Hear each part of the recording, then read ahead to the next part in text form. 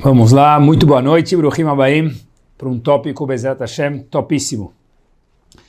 Sabe que o tópico que a gente vai falar hoje à noite, ele tem a ver com Hinur, educação dos filhos, tem a ver cada um de nós com a própria pessoa, tem a ver nós com Hashem. Então, nessas três vertentes, com os nossos filhos, na nossa casa, com nós próprios e com Hashem. Nessas três vertentes, o shiur de hoje tem a ver esse tópico e acho que dá um impacto muito grande nesses três pontos. Eu queria, na verdade, ver que é incrível como a nossa Torá Kedoshá, ela é profunda, é incrível como a gente sempre aprende. A gente vê o mesmo parafuso de novo, como se fosse, e a gente aprende algo novo daquele parafuso. No mundo material é difícil ver isso. No mundo da Torá Kedoshá, a gente pode ver, entre aspas, o mesmo parafuso, no paralelo, com respeito, o mesmo pasuk, e a gente aprende algo maravilhoso disso. Olha que interessante. Se tem algo na Torá que é famoso, é isso aqui. A gente sabe que no nosso hino nacional, para quem já escutou nosso shiur, a gente só tem um hino nacional verdadeiro. Esse hino nacional, na verdade, é o Shema Israel, Adonai Eloheinu, Adonai Echad.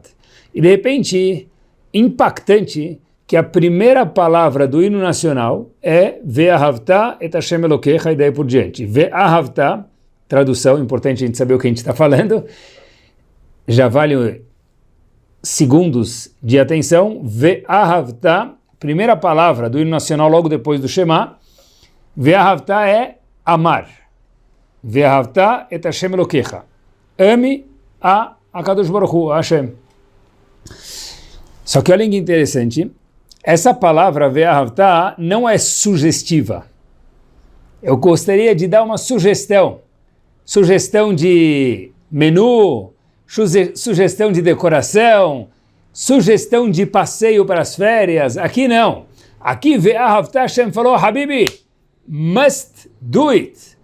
É uma obrigação. Por quê? Porque a gente sabe, meus queridos, que existe uma mitzvah da Torá de cada um de nós, homens ou mulheres, alto, baixo, bonito, feio, everybody, todo mundo, qualquer Yehudi, tem que amar a Kadosh Baruch Hu. Então, na verdade, isso aqui é uma mitzvah, e a palavra mitzvah vem da palavra tzivui. Tzivui é um imperativo, é uma ordem. Até é um pouco engraçado que Hashem fala pra gente, olha, eu, maiúsculo, ordeno você, cada um de nós, a amar Hashem. A gente normalmente não costuma falar sobre essa mitzvah, a gente fala sobre muitas mitzvot que são importantes, mas sobre amar Hashem, difícil escutar shiurim, talvez, sobre isso. Então, queria dedicar hoje alguns minutos sobre isso. Eu não conheço ninguém que ama a sua outra metade, ou a sua família, hoje em dia o seu pet, porque alguém obrigou ele ou ela a amar. Sabe o quê? Tem gente que fala, eu fui obrigado a casar com fulano, eu fui obrigado a casar com ciclana. Então pode ser. Mas, difícil a gente escutar, olha, já que me obrigaram a casar com ele ou com ela, então por isso eu amo ele ou ela. Muito pouco provável. E aqui a gente tem exatamente isso acontecendo. É magnífico isso, a gente fala todos os dias. Ve'ahavta et Hashem Elokecha, a gente tem que amar Hashem. Um minuto. Hashem falou, Habibi, eu estou te ordenando a me amar. Difícil. Se alguém ordena a gente a fazer uma coisa que a gente não gosta, a gente pode falar, olha, eu confio na causa, eu vou fazer. Mas difícil amar, porque ele me ordenou. Casar com alguém, por exemplo, porque mandaram, talvez na época de antigamente, hoje talvez não existe mais isso, mas na época de antigamente, tá bom, mandaram, 100 anos atrás mandaram, vou casar. A pessoa casou. Mas é difícil falar que, porque me mandaram, eu cheguei a amar. Então como que Hashem fala, eu vou te mandar, te obrigar e eu espero que você me ame, tanto Hashem espera que a gente ame ele, que isso, meus queridos, é uma mitzvah da Torá. Igual jejuar em Yom Kippur, igual cumprir Shabbat, igual comer matzah em Pesach, igual todas as outras mitzvot maravilhosas que a gente tem. Entre parênteses, referente a como Hashem pode obrigar a gente a amar ele, isso tem algumas respostas nos nossos comentaristas, e a gente talvez já falou sobre isso alguma vez em algum shiur, mas hoje eu queria entender não como Hashem pode obrigar a gente a amar, mas sim o seguinte: por que Hashem precisa me obrigar a amar Ele? E se eu não amar Ele e eu fizer as coisas muito bem feitas? Por que Hashem começa aquele pasuk que aquele Yehudi que não teve tanta educação fala no bar mitzvah dele, ele sabe? Aquele pasuk que aquele outro homem ou mulher que talvez não cumpre muito a Torá, fala antes de dormir, ve'ahavta Hashem Elokecha, o primeiro pasuk do Shema, o pasuk que se fala no Brit Milá, o pasuk que se fala no bar mitzvah, o pasuk que se fala no último dia de vida da pessoa, que vivamos 120 anos com saúde. Por que é tão importante ve'ahavta? E por que isso é um must, é uma obrigação, é um tzivui, é uma mitzvah? Se a gente fosse Hashem, eu fiquei pensando só pela aventura da coisa, talvez a gente obrigaria as pessoas a cumprir as mitzvot, mas não a amar Ele. Rashi já fica preocupado com essa pergunta, não sei se ele teve justo essa pergunta, mas Rashi, na Torá Kedoshá, em Parashat Vayetchanan, quando é trazido esse pasuk na Torá, porque o Shema ele consta na Torá, Rashi diz pra gente algo power. Acompanhem comigo Rashi sobre esse pasuk ve'ahavta. Por que amar Hashem? Diz Rashi o seguinte: Haose etzel rabo meira, uma pessoa que faz algo para o seu patrão, para o seu diretor, para quem for, alguém mais acima dele na hierarquia, por temor, qualquer coisa que ele faça. Kshe'u matriach alav menicho. Quando cansa, a pessoa fala, sabe o que? Cansei dele. Cansei dela. A pessoa fala, não vou mais fazer, chega, já cansei. Deu, encheu. Pronto, ok. Agora, diz Rashi, olhem que interessante, termina Rashi dizendo sobre o pasuk, ve'ahavta et Hashem Elokecha, eino dome ao semei ahavá, nem se compara, diz Rashi, alguém que faz algo por amor, vírgula, le'al semeira, com aquele que faz por temor. E diz Rashi, Ased varav me'ahavá, aprenda a fazer as coisas na vida por amor. Ou seja, o Rashi está contando para a gente que o comecinho do hino nacional, Ame Hashem, que aquela palavra que Hashem pede para uma criança no bar mitzvah já com 13 anos fazer, para uma menina no seu bat mitzvah falar, é o pasuk famoso da Torá, mesmo para quem talvez não teve oportunidade de estudar tanto. Ou seja, diz Rashi para a gente, a forma de fazer a Avodat Hashem, de trabalhar Hashem, de cumprir as mitzvot e de viver, vai ver daqui a pouquinho se Deus quiser, é vivendo por amor. Por quê? Porque Rashi falou que nem se compara alguém que faz por irá, por temor, do que por amor, ahavá. Porque aquele que faz por temor, irá em hebraico, ele faz, mas na hora que cansa ou quando não tem ninguém olhando, ele fala, já deu. Hashtag, enough. Sasufi. Já uma pessoa que faz por amor, ninguém precisa pedir para ele. Flui, vai sozinho. É gostoso, a pessoa procura isso. É óbvio que a pessoa que faz por temor, ele é limitado. Talvez é isso que Rashi está falando para a gente. O limite de quanto ele vai fazer, ele tem um span de espaço, de tempo, de vontade, ou o que for. Já uma pessoa que faz por amor, não por temor, essa pessoa ela é ilimitada. Não tem, olha, você espera somente isso dele ou dela. É muito mais do que isso ou do que aquilo. Sabe que na época do Hafetz Haim, a gente sabe que um dos grandes homens que viveu na nossa história, recentemente faleceu em 1933, só para a gente se localizar, o Hafetz Haim, na época dele, no exército russo, ele conta algo assim fenomenal. Ele conta que o exército russo, na época dele, eles eram pessoas obedientes, disciplinadas, os soldados, né? Eles andavam com aquela roupa engomada, bota lustrada. Eram pessoas que andavam com as costas retas, falavam de uma forma eloquente. Eram pessoas que obedeciam, acordavam na hora, dormiam na hora, faziam tudo o que o exército mandava. Era o sonho de consumo, talvez, de qualquer professor ou com aluno na classe. De repente, ele conta que algo curioso acontecia. Essas pessoas quando terminavam o serviço do exército, trabalhavam 2, 3, 4, 5 anos, o tempo que a força deles permitia entregar para o exército russo, eles saíam do serviço e essas pessoas são pessoas muito vulgares, muito ruins, muito baixas. E pergunta ao Havetz Haim como que é possível que uma pessoa se transforma da noite para o dia literalmente em uma pessoa fina, delicada, arrumada para uma pessoa desarrumada, vulgar, simples, palavreado muito feio. Manishtaná, o que mudou? A pessoa ficou 4, 5 anos o soldado no exército russo de forma disciplinada total. De repente, em um dia, diz o Havetz Haim, via-se eles bebendo, falando coisas... Bom, a mensagem ficou clara, a pergunta ficou clara. Diz o Havetz Haim é o seguinte: porque esses soldados foram disciplinados a se comportar de tal forma e não se comportar de uma forma diferente. Nunca foram educados a serem soldados. Uau! De novo, esses soldados foram disciplinados a fazer assim ou deixar de fazer assado, mas nunca foram educados. Pessoal, que power! Quando um patrão disciplina o secretário, a secretária dele, enquanto que o patrão está por perto, ele ou ela trabalham. No momento que o patrão vira a cadeira de lado, ou sai para uma reunião, ou vai viajar, aquele funcionário se transforma no que ele é de verdade. Se ele gosta do trabalho, ele vai continuar fazendo igual, ou talvez melhor, para cobrir a necessidade e a lacuna que o patrão deixou nessa uma semana que o patrão saiu de férias.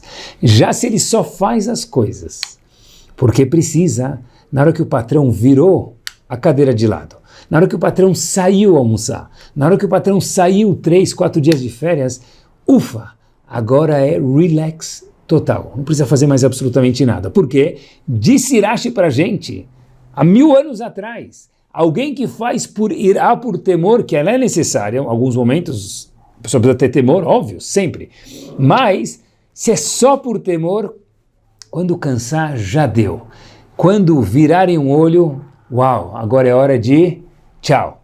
Já se é por amor, não precisa ter ninguém olhando, porque esse sou eu fazendo. De fato, quem ama o que faz, aquela pessoa que ama de verdade o que ela faz, ela não se cansa de fazer. Talvez esse é o segredo de sermos uma pessoa sameach. Todo mundo procura simcha, alegria. Por que é tão importante simcha? A Torá requer que cada um de nós esteja sameach, feliz. Talvez a resposta seja que uma pessoa que está feliz, porque ele gosta do que ele faz. Porque quem gosta do que faz, fica feliz. E quem fica feliz, gosta do que faz. É um ciclo vicioso. Não interessa quem é o ovo ou quem é a galinha. Um anda com o outro. Se eu aprender a gostar do que eu faço, eu vou ficar feliz. Se eu aprender a ficar feliz com o que eu faço, eu vou aprender a gostar. E a manivela roda e não para nunca mais. E é incrível isso. Esse é o segredo de, talvez, porque as pessoas procuram simcha, alegria. Por quê? A resposta é porque se eu estou feliz com o que eu estou fazendo, eu posso trabalhar 15 horas por dia e não me cansar. A gente vê gente que trabalha, e às vezes ele até esquece de almoçar. Por quê? A pessoa gosta do que ela faz. Sabe, aquela pessoa que aprende a gostar de coisas elevadas, de coisas de um naipe alto. Mas gostar do que a gente faz é bárbaro. É ve'ahavta, é fazer as coisas com amor. É grande é aquele que sabe amar o que precisa ser feito. Fazer o que a gente gosta, muitos fazem. Agora, gostar do que a gente precisa fazer, isso é para poucos. Isso que Rashi talvez fala para a gente. Você, Yehudi, precisa cumprir 613 mitzvot. Aprende a amar. A primeira palavra do hino nacional. O primeiro requerimento, Hashem fala. Logo depois do Shema, a primeira palavra, ve'ahavta, ame, akadosh baruch hu, bechol levavecha, com todo o coração. Não é amar mais ou menos, é full speed. É 6 estrelas. O bechol nafshecha, habibi, mesmo que em algum caso, depende da halachá, a pessoa precise dar a vida dele. O bechol meudecha, mesmo que precisa todo o patrimônio da pessoa. me ama, disse Hashem.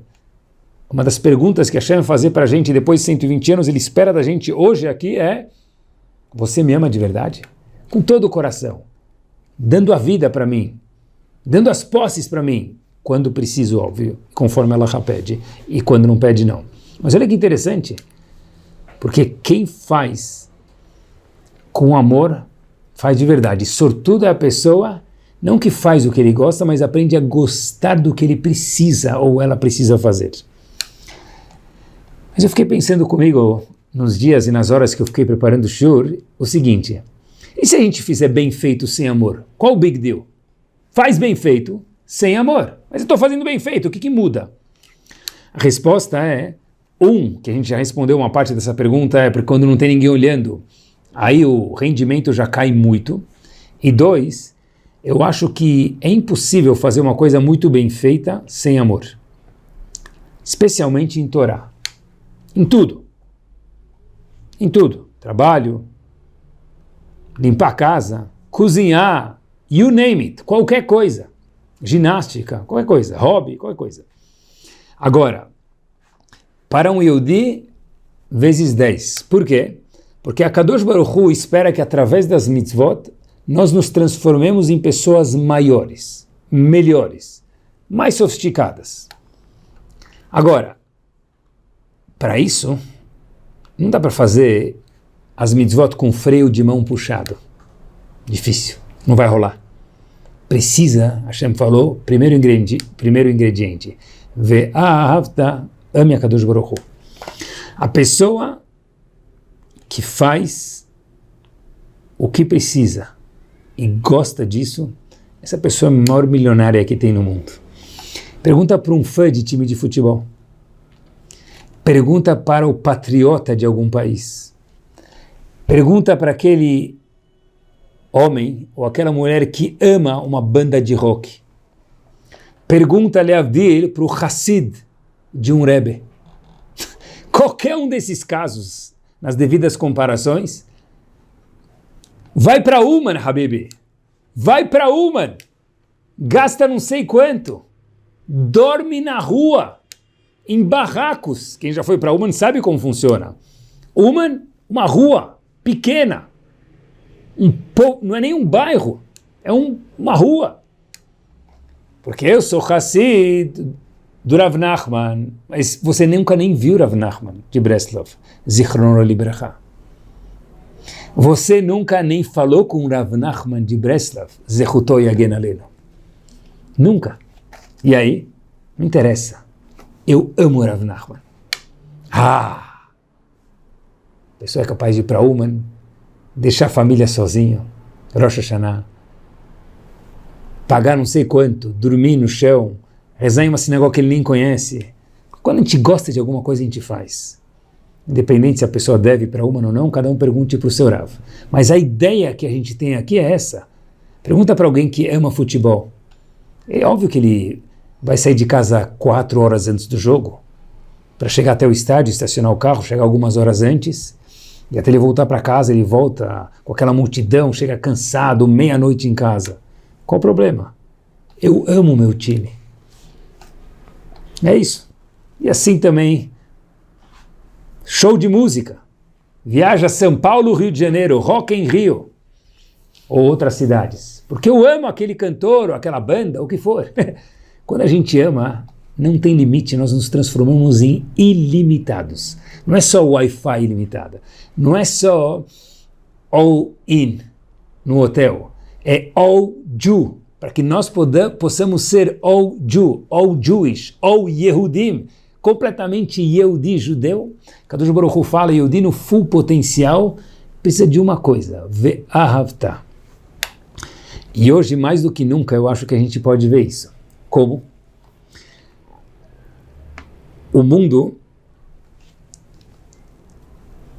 é fácil ver isso, porque quando a gente está nos olhos das câmeras, pais e filhos, filhos e pais, diretores, professores e alunos, Rav e público da sinagoga, a gente se comporta bem, é normal isso.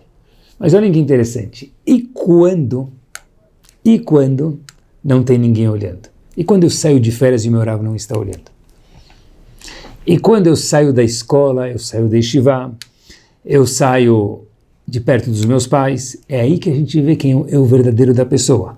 Óbvio que todo mundo tem etzerará, e se a gente caiu, a gente pode subir de novo, e a Hashem está sempre pronto para abraçar a gente está sempre pronto, todo Yehudi é bom, e se caiu vai levantar. Mas pessoal, alguém que faz só por temor, só porque tem medo do castigo, só porque é segurar lá para nascer, só cansa algum momento. Mas se eu faço porque eu amo a Kadosh Baruch Hu, é outra realidade. E aí, não só que eu continuo fazendo, não só que eu faço com amor, eu faço sempre da melhor forma possível. Talvez tenha um exemplo que a gente vai poder se identificar muito bem com ele. Câmeras de velocidade. Aqui em São Paulo, no Pacaembu, quem mora aqui, mas qualquer lugar do mundo pode ser, mas tá bom, vamos lá. Tem câmeras perto do estádio do Pacaembu, 40 km por hora. A gente costuma passar 30, quem é muito corajoso, 38. Vai arriscar 40, é perigoso, multa, tem pontos na carteira, é chato. Passa 1 metro da câmera, se tivesse outra câmera em seguida, né? Dependendo do lado tem mais uma, mas se tivesse outra câmera em seguida, pegava a pessoa, se a pessoa não soubesse, mas senão a pessoa pisa no acelerador 60, 70 por hora. Não é tanto que eu preciso correr. Agora que a câmera passou, eu quero mostrar quem é o meu eu de verdade. Agora eu vou correr. Passei a câmera de velocidade, agora eu vou correr de verdade. Por quê? Porque aí é nós. Se a gente só faz por temor, quando a câmera desaparece, acabou. Agora, se eu fizer por amor, se eu amasse a velocidade, alguma coisa assim, ou entendesse que é muito importante, fosse importante, daí por diante, o caso que for, eu ia me comportar desse jeito, independente da câmera ou sem a câmera, não muda nada, porque esse sou eu, não é ele me olhando, não é ela me olhando. E amor, quando na vida a gente vê uma situação difícil, Chachamim comparam isso com escuridão.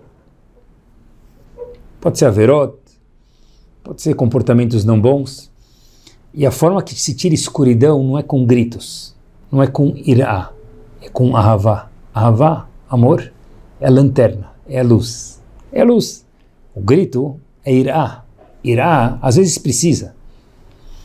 Mas o que Hashem pede para a gente é ver ahavta, me ama.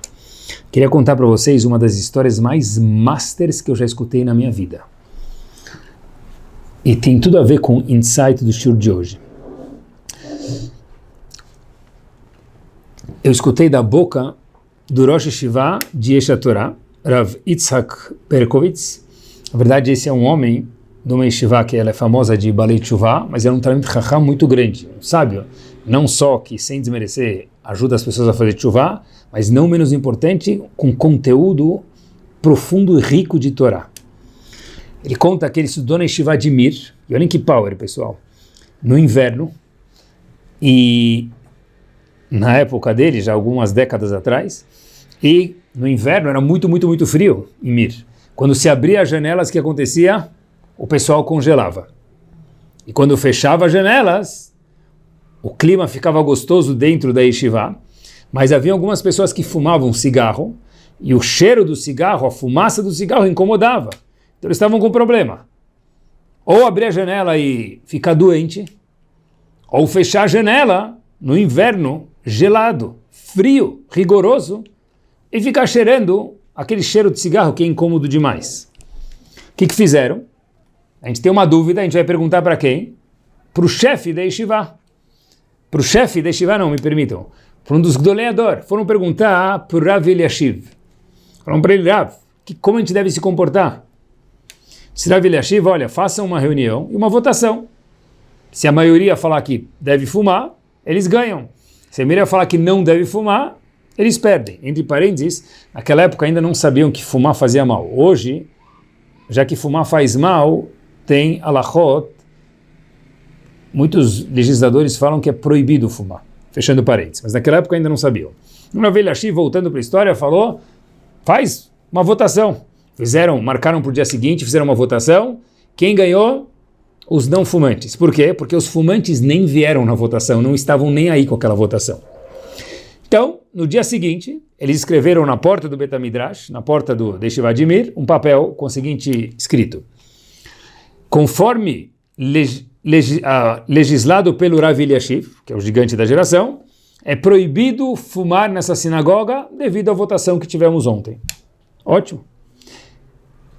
Dia seguinte, papel na porta da Yeshiva, inverno rigoroso, entram na Yeshiva e o que nós vemos? Exatamente o mesmo cenário. Aqueles que estavam fumando continuaram fumando, e aqueles que não fumaram continuaram não fumando, e o frio rigoroso lá fora, e aquele dilema: abre a janela e passa frio, ou fica cheirando cigarro. Rav Finkel, que era o Rosh Yeshiva de Mir, quando viu aquele papel, falou para os alunos o seguinte, procurou quem colocou e falou o seguinte: olha, quem é dono desse prédio, quem arrecadou fundos para angariar Yeshiva de Mir e é dono desse prédio sou eu. Não existe permissão de colocar papel aqui ou votar no que acontece aqui. Quem manda nesse Yeshiva sou eu. E removeu o papel da entrada da Yeshiva. Poucos dias depois, para surpresa de todos, havia um papel na entrada da Yeshiva escrito o seguinte agora: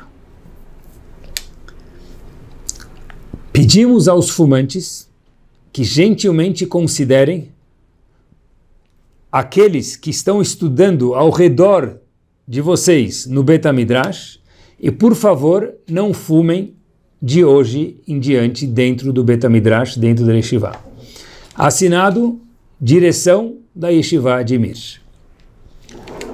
Disse Rav Berkovitz, que era um aluno naquela época em Mir, falou que daquele dia em diante ninguém mais fumou na Yeshiva de Mir. Ninguém mais fumou na Yeshiva de Mir. E a pergunta é: o que aconteceu? Porque aí foi com Ve'ahavta. Eu estou pedindo um favor para você, meu querido Yehudi. Por favor, em respeito ao outro, não fume. Agora, a primeira carta que foi colocada, o que estava escrito? A votação foi tal, proibido fumar, e por conseguinte, é proibido fumar. É irá, é temor. Temor, naquele caso, não deu sucesso nenhum.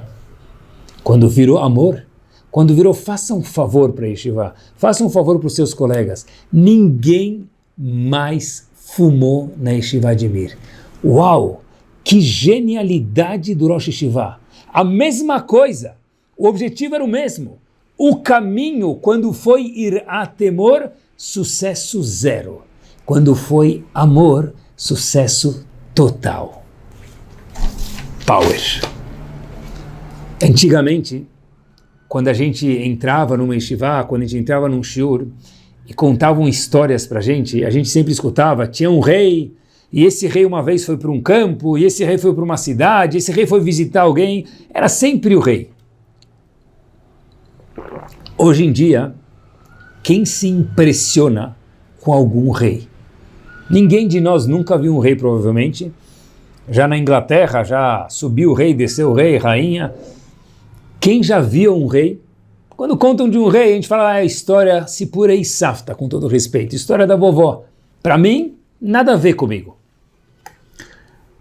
Normalmente, o rei de antigamente, que impunha respeito, hoje em dia ele afasta a pessoa, porque a gente não se liga com o rei, e muito menos, na nossa geração, talvez com o temor.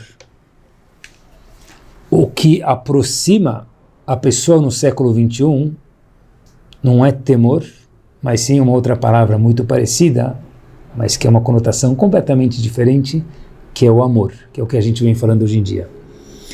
Em vez de, quando uma pessoa faz uma verá, ele mancha a neshama dele, a alma dele, que está escrito no Zohar, e é verdade isso. E muitos outros livros também. Em vez de, por que você não veio no Bet HaMidrash hoje, por que você não veio no Shir hoje, trocar isso por, eu senti sua falta hoje. Senti sua falta na reza hoje. Pronto. É o Ve'ahavta, ame, em vez do amor. É a mesma mensagem, só que pelo caminho de Ve'ahavta, e não de temor. Hoje a Tefilá não foi igual sem você presente. E não te vi hoje, onde você estava. Ter uma boa relação com os pais, com o cônjuge, na vida é tudo. Por isso que Hashem fala para a gente, Ve'ahavta, não só comigo, diz Hashem, aprende a gostar de si próprio, aprende a gostar de Hashem, aprende a gostar dos outros. Pós Segunda Guerra Mundial, escutem só esse episódio. Existiu algo chamado DP Camps, campo de prisioneiros, porque as pessoas saíram do campo de concentração e para onde vão? Volta para casa? Casa de quem? O quê? Com quem? Com que família? Pós Segunda Guerra, eles foram parar nesses DP Camps, campos de prisioneiros, e lá, devagarzinho, as pessoas aprendiam a comer de volta.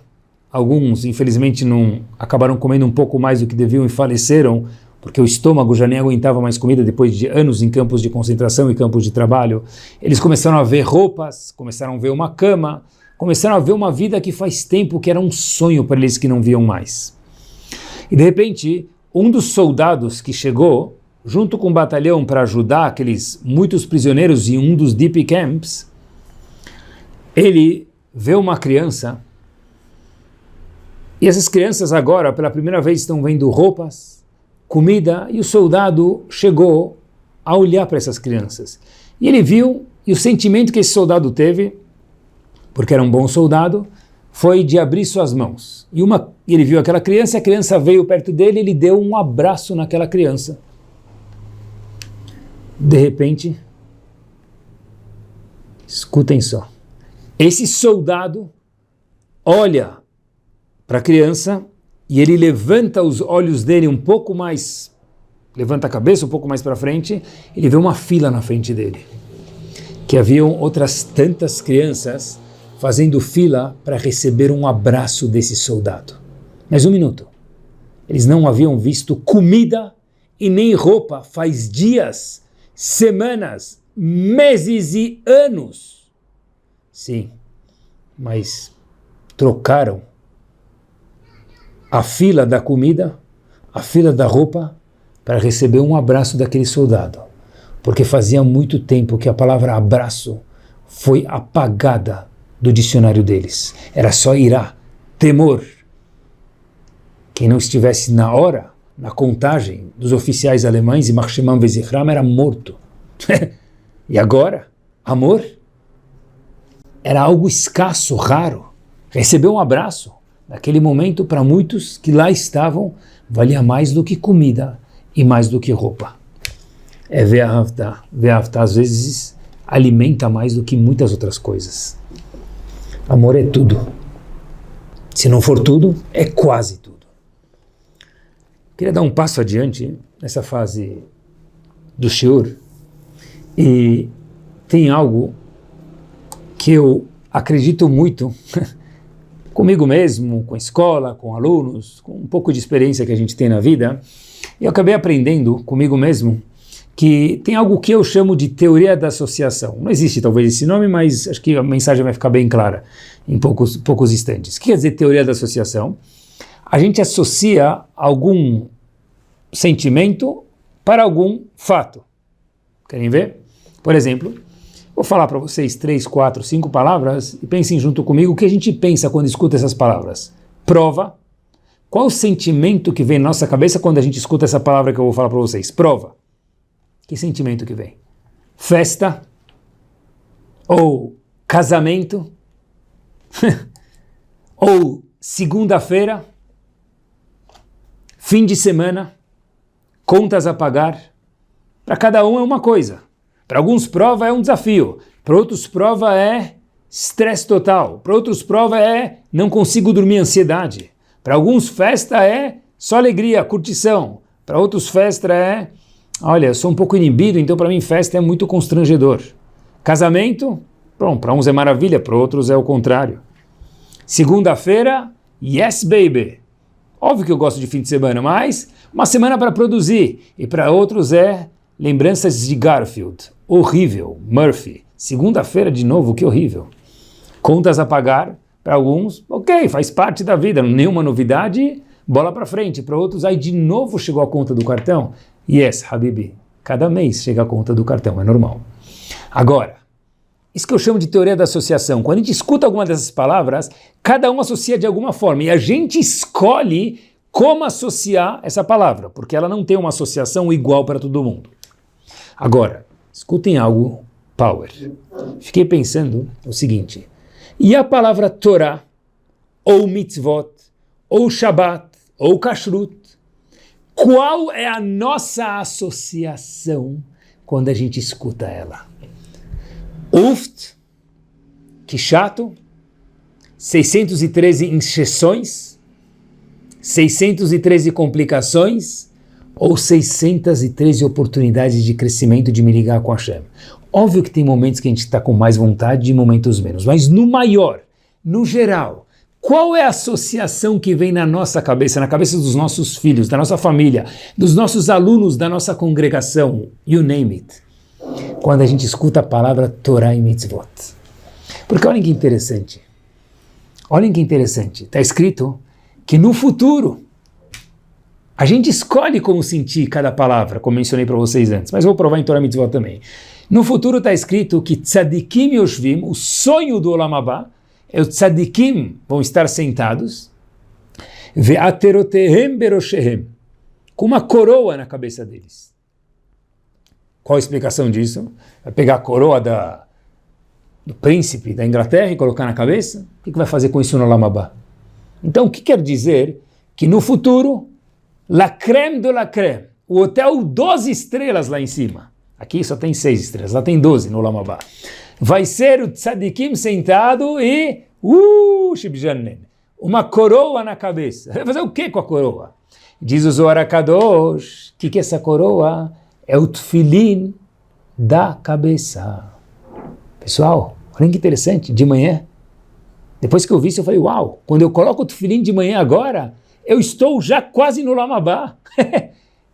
É um feeling, alguma proporção, um pouquinho, do que vai ser o futuro. Tzadikim yoshvim ve'aterotehem beroshehem. O que quer dizer isso? O tzadik vai estar sentado com uma coroa na cabeça. Tradução. Qual a coroa? Diz o Zohar HaKadosh. Todo mundo quer estudar Kabbalah? Pronto, está aqui.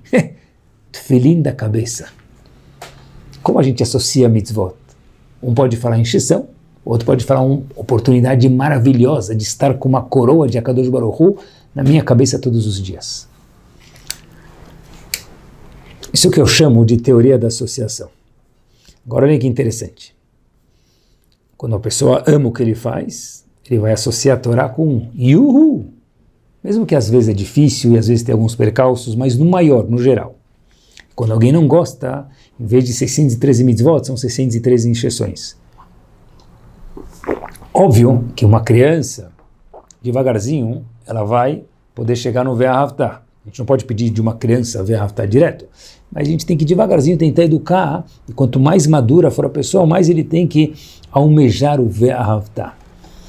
Agora, um dos chefes das grandes yeshivot na Europa, ele conta o seguinte para a gente em um dos seus livros, que havia algo na Europa chamado ursos dançantes. Eles queriam que os ursos dançassem, os donos de zoológicos, assim, de shows, melhor dizendo, não de zoológicos, de shows talvez, eles queriam que ursos dançassem. O que eles faziam? Como é que o urso vai dançar? Então eles ligavam a música e colocavam um urso, só que embaixo do urso, a plateia não sabia isso, eles colocavam brasas. Então o urso pisava no calor, na brasa, óbvio que era muito cruel, mas assim que faziam. E não é correto fazer isso, mas já faziam. Então a gente já está contando a história do que faziam. Eles colocavam o urso em cima da brasa, ligavam música alta, e a plateia, quando via isso, via o urso dançando. Mas por que o urso estava dançando? Não por causa da música, não porque ele estava todo feliz com a música, com o ritmo New Age da música, mas ele estava feliz com o quê? Com nada. É que ele estava pisando na brasa, e quem pisa na brasa precisa ficar na ponta dos pés, e pulando para não queimar o pé. Então o urso ficava dançando. Agora, olhem que top. Depois de um tempo, tiraram esses ursos e levavam para outro lugar. E uma das vezes que levaram para outro lugar, não colocaram brasa, ligaram a música. E sem a brasa, com a música, o urso dançou. Por quê? Porque o urso associou a música com pular, não porque ele gosta da música, mas por causa das brasas. Depois, mesmo de terem tirado as brasas, quando o urso escutava a música, ele continuava dançando. É isso. Quando a gente associa algo com um sentimento, a gente trabalha tanto sobre aquilo que mesmo que a gente tirar em posição a brasa, se a música ficar tocando, se ficar gostoso, a pessoa continua fazendo e dançando literalmente. Que lição de Hinur gigante. Sortudo, feliz, príncipe, é aquele que faz o que ama? Não, é aquele que ama o que ele precisa fazer. Isso é válido para a gente na vida. Isso é válido, como eu falei no começo do shur, entre a gente e Hashem. Isso é válido para a gente com os nossos filhos. Pessoal, vou contar para vocês mais 1 ou 2 pontos para terminar. O Chazon Ish, no mesmo tema sempre, no Chazon Ish, um dos grandes homens, o homem que revolucionou o prestígio daqueles que estudam Torá no século passado, viveu em 1900, o Chazon Ish conta para a gente uma das perguntas que chegou na mesa dele. Chegou na mesa do Rav Yeshaya Karelitz, o Chazon Ish, o seguinte: um filho estava pedindo um carro para o seu pai. Óbvio que, entre parênteses, cada caso é um caso, e cada caso tem que ser perguntado para o Rav. Mas assim foi a história naquele momento, e o Chazon Ish legislou da forma que a gente vai falar. Fecha parênteses. Um filho pediu um carro para o seu pai, e o pai perguntou para ele, o pai era Shomer Shabbat, e o filho desceu do caminho de Torah e Mitzvot, e já era mais ou menos Shomer Shabbat, vamos falar assim. Então o pai perguntou para o filho se ele vai usar o carro no Shabbat, para ver se ele dá o carro para o filho ou não. O pai falou: eu não vou comprar um carro, pagar meu dinheiro para alguém que vai usar o carro no Shabbat, e contra Hashem. O filho falou: eu vou usar o carro no Shabbat. Essa pergunta pousa na mesa do Chazon Ish, e ele falou: olha, eu não sei se dou, porque meu filho provavelmente vai usar o carro no Shabbat, se não é certeza, são muitas chances, então, Rav, não devo dar o carro para ele, né? Ou só dou o carro para ele se ele cuidar do Shabbat e me prometer e me jurar que ele não vai usar no Shabbat? Como eu devo me proceder? Disse o Chazon Ish o seguinte: Kedai lelo shum tnai. É bom, é correto, não sei se é bom, mas é correto você dar o carro para o seu filho sem nenhuma condição, mesmo que talvez ele vá usar no Shabbat. Uau! Por quê? Justifica o Chazon Ish a lógica do que porque ele diz isso, que deixe gadel ashpatu alav, para que você cresça a sua influência sobre o seu filho, ou no português, para que você não perca a relação amorosa com seu filho. Pessoal, olhem quanto vale o amor. Isso Chazon Ish, óbvio que era naquele caso específico, e cada caso deve ser questionado, e nem sempre assim, nem sempre não, mas teve um caso, por qualquer razão, que aquele caso específico, disse o Chazon Ish, vale a pena dar o carro, mesmo que talvez o filho dirija ele no Shabbat. É uma verá gravíssima, mais do que Yom Kippur Shabbat. Dirigiu o carro, por que, disse o Chazon Ish? Para que a pessoa tenha uma relação boa com seu filho. E eu fiquei pensando, depois que eu vi isso, pessoal, a Torá não gasta nenhuma vogal a mais. Bem que na Torá não tem muitas vogais, mas poucas. Mas a Torá não gasta nenhuma letra a mais. E muitas vezes a gente encontra, por exemplo, na Torá, que um dos avós beijou a sua esposa. Mas o que é? Por que conta isso pra gente? Porque a gente vê que esse sentimento de amor, óbvio que o beijo dos avós era outra coisa que a gente nem pode imaginar, mas o conceito de amar, de beijar, de querer, ele é importante. Não é à toa que está escrito sobre Hinur uma frase que todo mundo talvez conhece, se não que fique famoso agora, um princípio de Hinur: Smol doche ve'emin mekarevet. A mão esquerda, que é a mão que manda embora, mão, né, de justiça, mais durona, tem que empurrar. mas só quando existe a mão direita que puxa para perto. Quer dizer, tem que ter um balanço entre mandar embora, entre ser durão e aproximar. Smol doha, a mão esquerda manda embora, rigidez, enquanto que a mão direita ela aproxima. Tem que ter um balanço quando se lida com situações, com família, com filhos, com tudo, com si próprio. Só que disse Rav Eliashiv, novidade, na nossa geração, ele fala que é o seguinte, que Smol doha, uma vez a cada muitos anos. A disciplina, a rigidez, muito pouco. Óbvio que tem que ter uma estrutura numa casa, certeza. Mas o temor, muito pouco. O que precisa ter na nossa geração, a linguagem que funciona na nossa geração é Yemin Mekarevet, é o amor. É sentir sua falta. O shiur sem você não é a mesma coisa. Não é bronca, é um feeling que eu tenho, que eu senti, porque eu gosto de você, você faz diferença para mim. É a mesma mensagem de outro jeito. Aqui é proibido fumar nesse Betamidrash. A gente pede, em vez disso, encarecidamente que você considere. E a gente conta com você que não fume para não incomodar os outros. E aí ninguém mais fumou em Mir. Que genialidade do Rav Finkel. Eu vou terminar com uma história que prova que mesmo o amor traz disciplina. Porque se não tem disciplina, vira uma anarquia. Mas amor não é uma contradição para a disciplina? Não. Como? Escutem só essa história e com ela a gente fecha. Bezrat Hashem. Minha filha Leia me contou essa história faz talvez alguns anos atrás, eu anotei ela para, no momento correto e propício, colocar no nosso shiur aqui. Talvez uns 3 anos atrás. Contou que ela escutou a seguinte história, que um casal chegou para a filha e falou, olha, a filha já começou a perder os poucos limites, começou a crescer, ficar adolescência, e falou, olha, a gente quer colocar um horário para você chegar em casa, não dá para você chegar mais em casa a hora que você quer. E os pais falaram para a filha, você vai chegar em casa meia-noite, é o máximo. Depois disso você não entra em casa. Óbvio que, como um bom adolescente, a menina chegou 1 da manhã e bateu na porta. E aí ninguém atende. E 1 da manhã de novo ela bate na porta e ninguém atende. E 1:02, 1:03, ninguém atende. Ela sabia que ela tinha passado 1 hora do horário. De repente ela toca a campainha agora, e o barulho era maior. Ela vai acordar os pais, mas ela não vai ficar fora de casa, então... E de repente, nenhuma resposta ainda. Até que a menina pegou o telefone celular e ligou para casa, fazendo um barulho total. E agora, batida na porta, campainha, e ligar, faltava só chamar o trio elétrico do carnaval, porque agora os pais, certeza, já acordaram. E a menina vai na porta do lado de fora e fala as seguintes palavras gritando para os pais. Eu sei que vocês estão aí, eu sei que vocês estão me ouvindo e não querem me atender. Vocês vão me abandonar? Eu vou dormir na rua hoje à noite, é isso?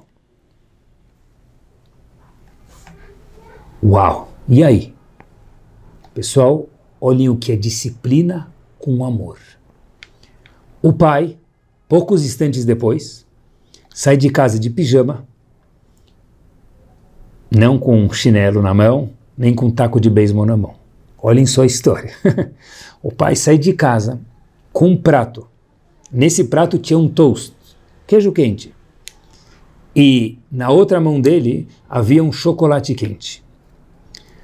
O pai vira para a filha e fala o seguinte, ele sai de casa, fecha a porta e fica do lado de fora da casa junto com a filha. Fala, olha, deixar você entrar em casa eu não posso, porque é isso que eu combinei, eu acho que você tem que ter limites. Mas te deixar na rua sozinha, eu também não quero, porque eu te amo. Então eu te trouxe o que você mais gosta, um toast e um chocolate quente. E o pai senta nos degraus da rua, na porta de casa, meus queridos. Com sua Agmará, com a luz ligada, do lado de fora de casa. E a filha come o toast, bebe o chocolate quente, e minutos depois, a filha estava deitada no colo do pai, dormindo até o amanhecer, do lado de fora de casa, mas com o pai no colo do pai. Quando amanheceu, o pai pegou a filha no colo, levou para casa e colocou ela na cama. Teve disciplina? Teve. E rígida. Teve amor e muito. essa filha provavelmente ama os pais depois dessa mais do que nunca. Porque quem tem ve'ahavta, quem ama o que faz, quem aprende a fazer o que precisa com amor, a vida não cansa, a vida é uma delícia.